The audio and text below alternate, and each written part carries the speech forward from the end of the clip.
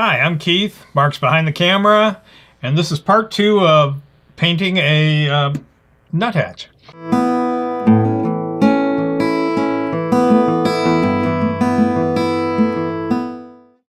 So, in the last episode, that sounds exciting. In the last episode, we laid down the background color, and we put a little color in the tree that the nuthatch is actually stuck on. Anyway, I wanted to say that.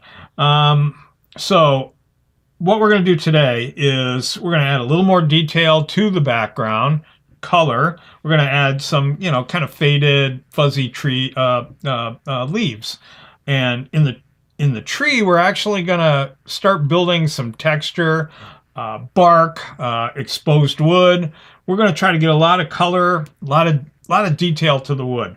So I'm going to start with the tree itself. So I'm going to flip this upside down because I am left-handed, and I feel this will be a little easier. So I'm going to add to my palette some burnt sienna,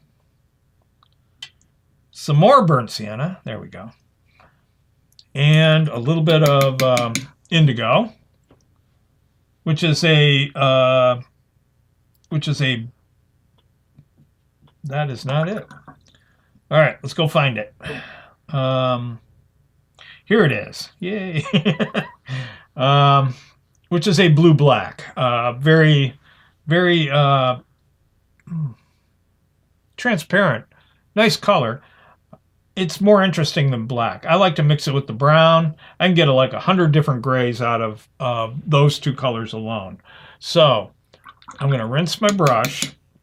What I'm going to do, this is kind of weird, but I'm not going to wet the tree, so to speak, as I'm going to kind of drag my brush. I thought it would be empty. There we go. I'm going to drag my brush down with a little bit of water. I don't want too much water because I'm going to kind of let the paint work in mysterious ways. So it's damp right now. So I'm going to start adding a little bit of color, and you'll see when I do this how it kind of breaks up a little bit. Now see how some of the line is sharper and see how some of the line is all broken up. That is where it's dry. This is where it's wet, okay? And that's what I like to do is I like to give it this chance to be both, because that's how I get wonderful crusty textures like bark. As you can see, I just kind of draw it in, and where it's wet, it kind of separates, and where it's dry, it stays sharper. Okay. So now, with almost no effort at all, I've managed to create some very interesting chunks of bark. Interesting to you, maybe. But I'm creating a little bit of detail now, even though it's very soft. You can see the tree starting to take on texture. All right, so I'm going to flip this back over, and I'm going to, well, let me try this again. I am going to maybe finish this one up here. So I'm just kind of wetting it a little bit. I may have dampened that a little more than I wanted to, but there, I just kind of pull it back off again. All right, so again, I'm just gonna kind of draw myself a little bit of line work. Now it's pretty wet. I'm gonna let that kind of just dissolve. I see that I have an opportunity here too to maybe get a little more color in here. Okay. Now you might notice every now and then Keith's brush goes underneath the table. um, that's him wiping his brush on his pants to get rid of the extra moisture, or flicking it on my carpet. Yeah, whichever one. That's a good one too. Once our videos hit 100,000 views across all of them, I'm going to purchase him a towel. So share these videos. Yeah. Help us get to 100,000 faster, so Keith can have a towel and stop ruining his pants. That's right. And his carpet. All right. Now, at this point, got a lot of paint on here. What I can do, though, is while it's still drying, I might take a little more color. And I'm just going to maybe grab a little piece here where it's kind of dry. I'm going to dry it now. Obviously, it's a little bit damp up here because you can see it starting to separate. And that's how I get that kind of feeling of,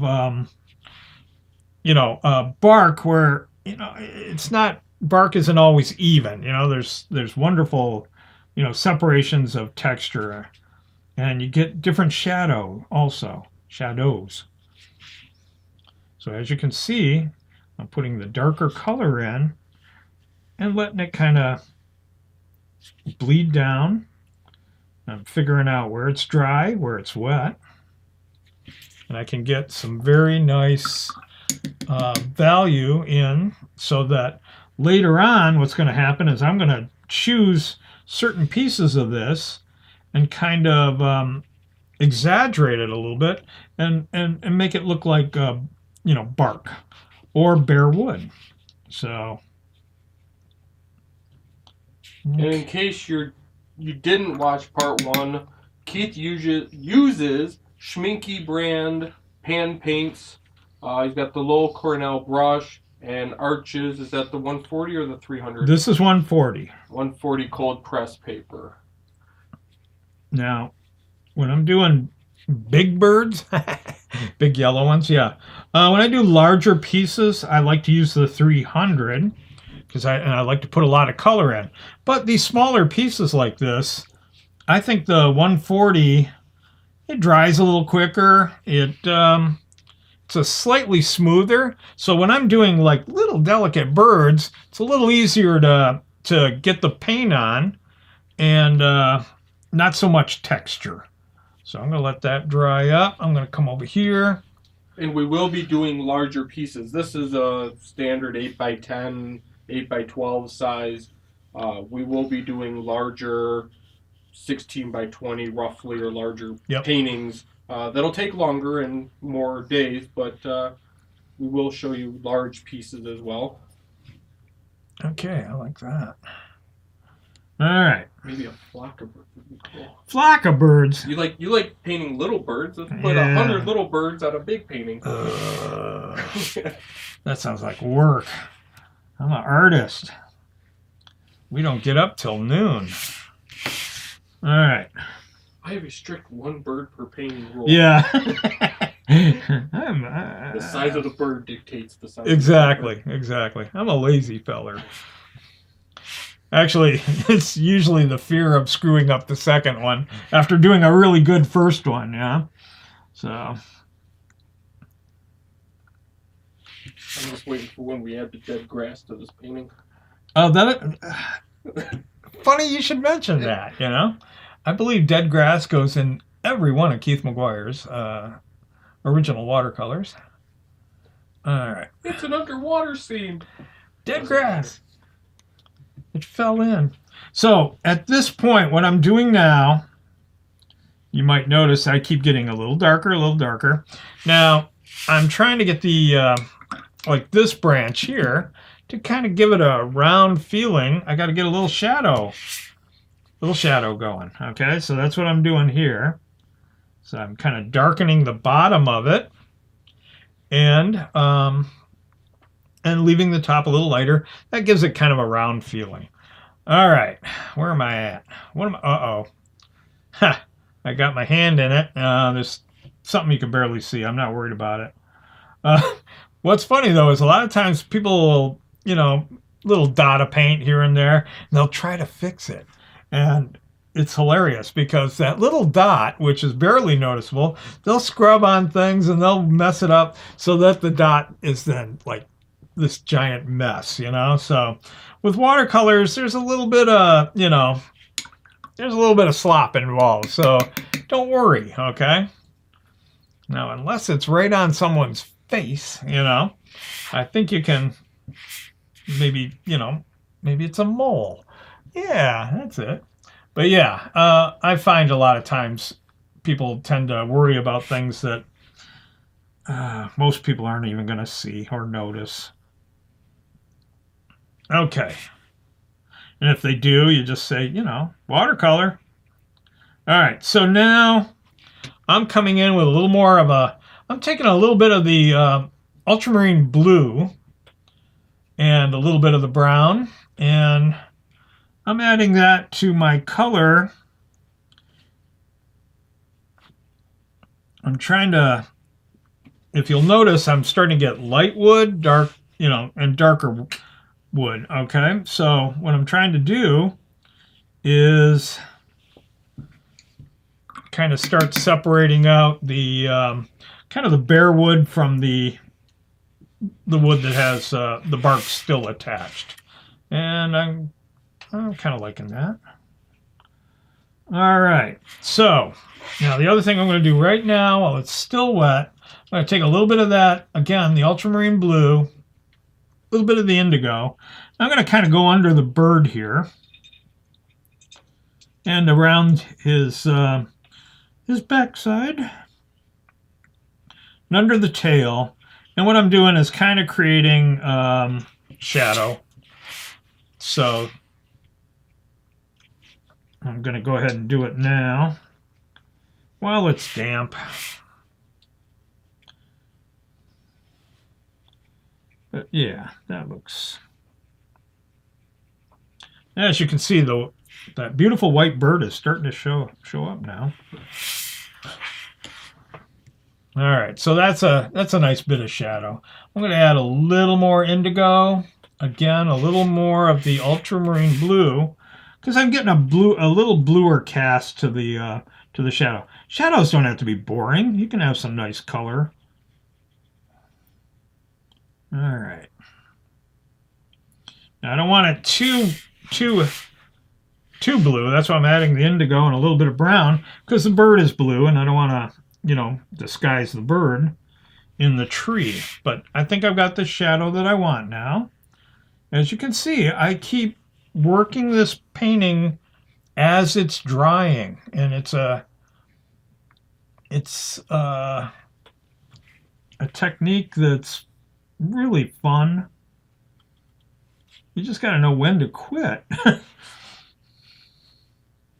lot of people keep going until it's a big wet mush again, and it's all one value. As you can see, as things dry, I'm accenting the light parts. And I just keep adding little bits of shadow around them. And at this point, I think I'm going to let this set up the tree, that is. I'm going to now go over and I'm going to add a little more kind of a soft background, like there's leaves and stuff back there, but it's kind of out of focus. So at this point, I'm going to let the tree kind of set up for a little bit here. We're going to let it dry completely. In the meantime, now I'm going to move over to the background sky again. So I'm going to need, once again, my ultramarine blue. I'm going to put a lot out because do some mixing, and again the cobalt green, and the idea is I just want darker values of the same thing. So that's kind of looks kind of thick enough. All right, so what I'm going to do, and this is again kind of weird to describe, but I'm going to kind of dampen the background but I'm not gonna like do it all. So it's gonna have some moisture on there, but there's also kind of dry areas. And I don't want it to be even in, it's like not an even coat of water. So there's like a, you know, it'll be like less water, more water. And what that does is this gives me an opportunity. Now I'm going to take the paint and I'm going to start making little kind of sharper areas of color.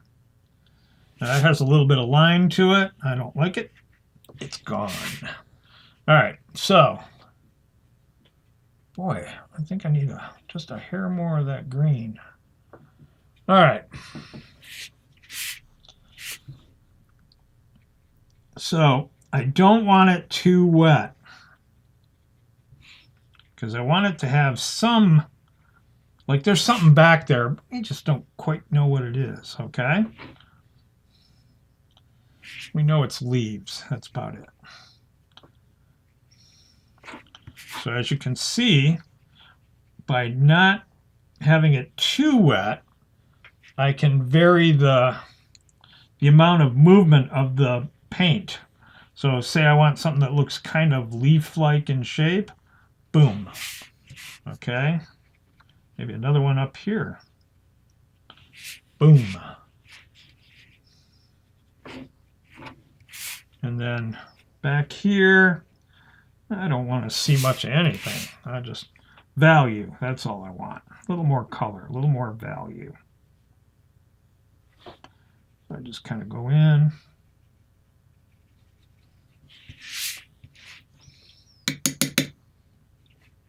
Boom. All right, so where am I at? Sometimes you gotta pick it up and look for the shine so you can see what's wet and what isn't. This isn't too wet here. So I'm gonna have this kind of look like a bit of a leaf there. And this is dry down here. So I'm just gonna, so when it's dry I can have little sharper edges.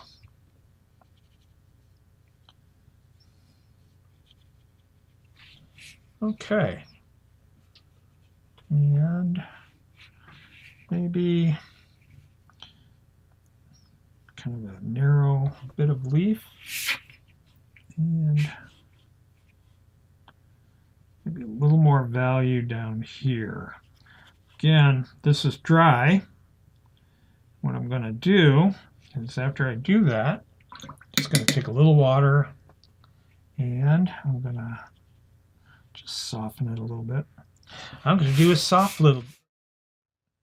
I've got a few little soft little leaves in the background there. It's obviously, see how I soften these pieces by just adding a little water while it's still damp. Okay, there, boom, boom, boom.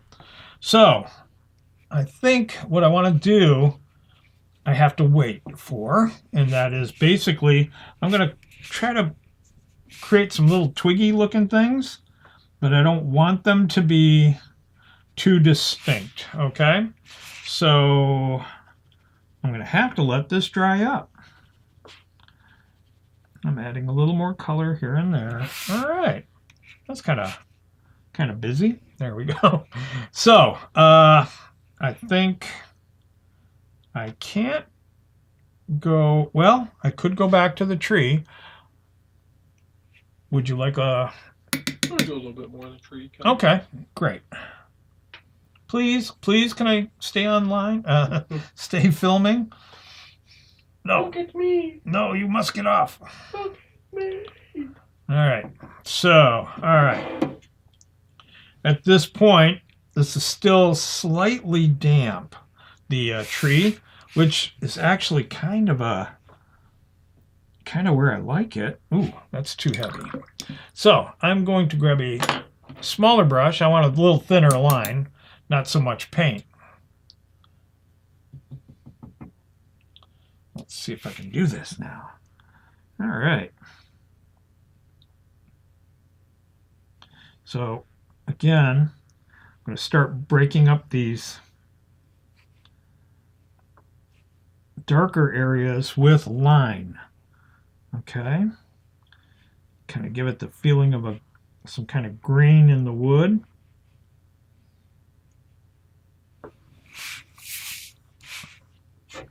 Ha! I can't, that's still wet, so I don't want to risk putting my hand in the paint. But what I do is I do these fine lines, I put some in, and you can see the paper's still damp, so some of the lines will kind of spread out a little bit, and others will just stay kind of sharp. Andy, sorry, had my Barney Fife voice on. Okay, good. So now, before all of the lines dry, what I kind of like to do is I like to kind of fill in some of the sections between the lines. This gives it kind of another layer of texture. Okay, now that might not be the finished product, but it's kind of, we're adding just a little more texture to this tree. Now down here, I do want to get this darker, and it will be. And I will be adding some more paint for value, coloring some of this. Right now it's a lot of line work, but after this I will come back in and I will add water and paint a little more color to kind of A, soften the lines a little bit, and B, kind of embed them in the color a little bit more. All right, so hopefully I will be able to explain that a little better.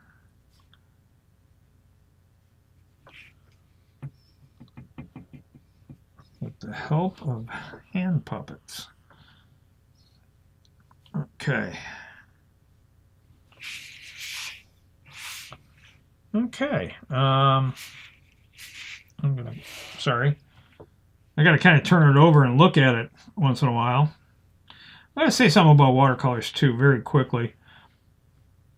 Sometimes you sit down and you just keep working. And I think it's kind of good to get up, put your watercolor about 5 foot away from you and take a look at it. It really does give you an opportunity to see it as it should be viewed. Right, when you're painting it, you're right on top of it. In my early days, what I discovered was I would put a ton of detail into my work. I would get 5 feet away from it, which is like a prime viewing area for a watercolor, and realize either half the detail disappears, or worse, it all becomes mud because it's just kind of blends into a big mess. So, get up. Put it up on a ledge. I don't care how you do it. Get up and look at it, though. All right. I'm getting close to finishing up my branches. I will be adding a little more color, but I gotta kind of let it dry. So as you can see, my line work, I will do the line and then I'll sometimes I'll take some of it, just soften it with a little bit of water. All right, sweet. So, Mr. Mark, I'm pretty close to possibly working on the bird. Do we want to do that, or shall we pause? I think we'll call it quits for part 2. Excellent. So once again, link in the description below for all the materials used. If you missed part 1, recommend watching it. If you finished watching this, we look forward to seeing you or having you watch us tomorrow, however that works. Yeah. Leave comments, questions. We will answer them in future videos. And thanks for watching. Yeah. Thank you. All right.